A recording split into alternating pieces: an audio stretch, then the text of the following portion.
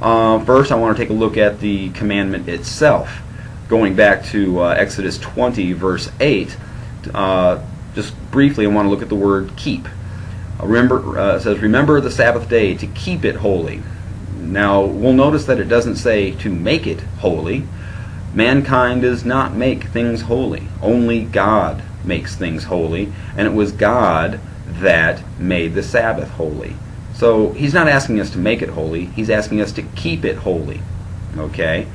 Another word I want to look at in particular is the word remember, and this is key, because the reason I want to emphasize or bring up this particular word as we break this verse down is that there's a belief out there amongst the Christian community that says that even though God established or may have established the Sabbath at creation, it wasn't observed by anyone until it was written and given by Moses. Now let me pose to you an intelligent question. How could the children of Israel have remembered something if they were only first being given the information in Exodus 20?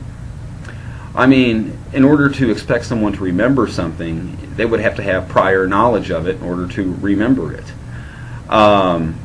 Frankly, the idea that the children of Israel had no idea what the Sabbath was prior to Mount Sinai is ludicrous, and it's simply the product of poor hermeneutical investigation.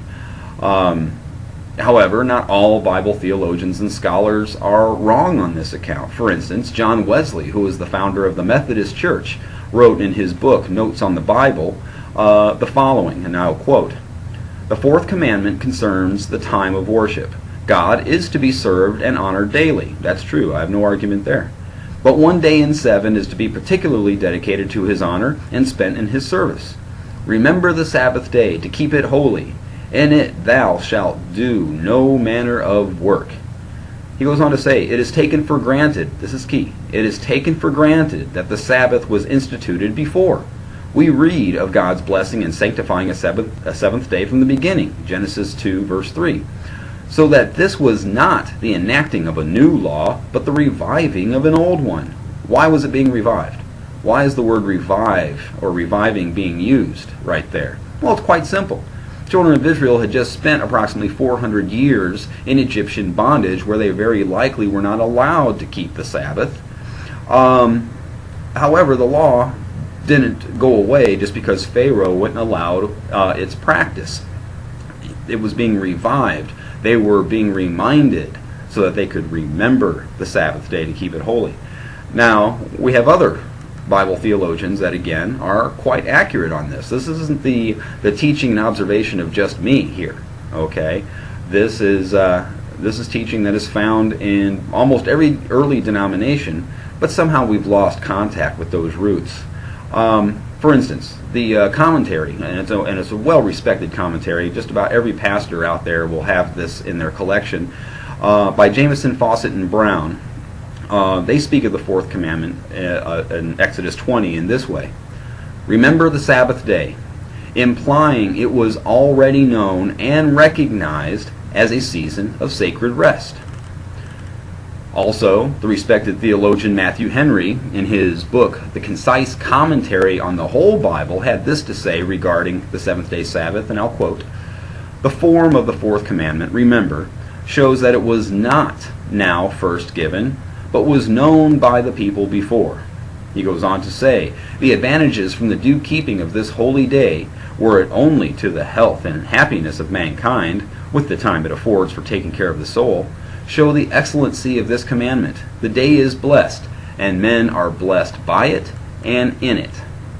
So for anyone to say that the Sabbath was restricted just to the Jewish people ignores that it was first instituted in the Garden of Eden prior to the fall, and that it was known even before the Exodus of Egypt, before Mount Sinai, before Moses.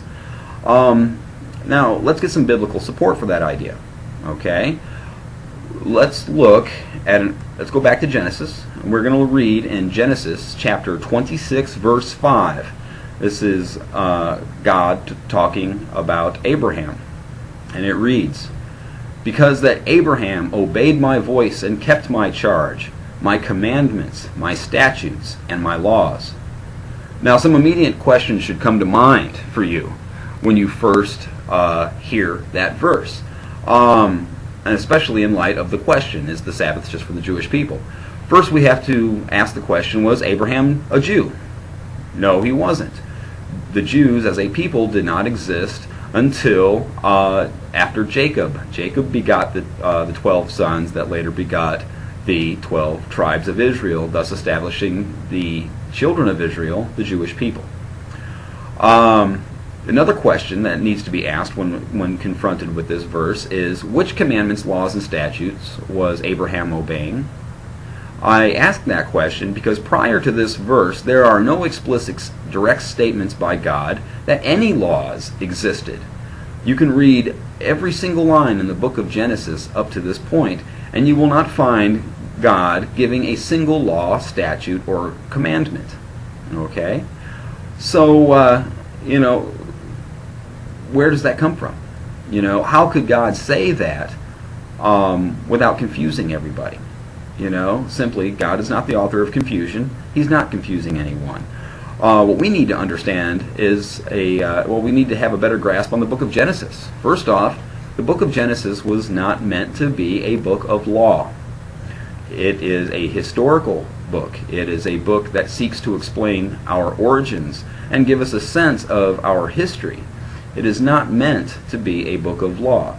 Now, the law, meaning the commandments and statutes and various other regulations, we'll find that those were primarily reserved for the books of Numbers, Leviticus, and Deuteronomy. And we'll find a little bit in the book of Exodus, but primarily Genesis is not meant to be a book of law.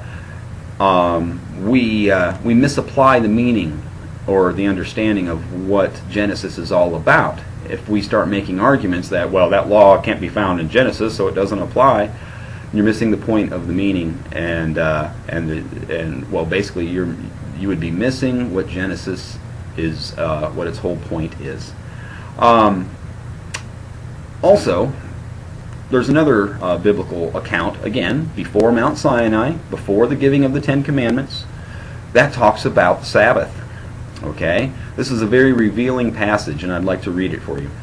This is Exodus 16, verses 23 through 28. He said to them, "This is what the Lord has commanded." So this is Moses talking. "Tomorrow is a day of solemn rest, a holy Sabbath to the Lord. Bake what you will bake and boil what you will boil, and all that is left over, lay aside to be kept till the morning." So they laid it aside till the morning, as Moses commanded them, and it did not stink, and there were no worms in it. Moses said, "Eat it today, for today is a Sabbath to the Lord. Today you will not find it in the field. 6 days you shall gather it, but on the seventh day, which is the Sabbath, there will be none."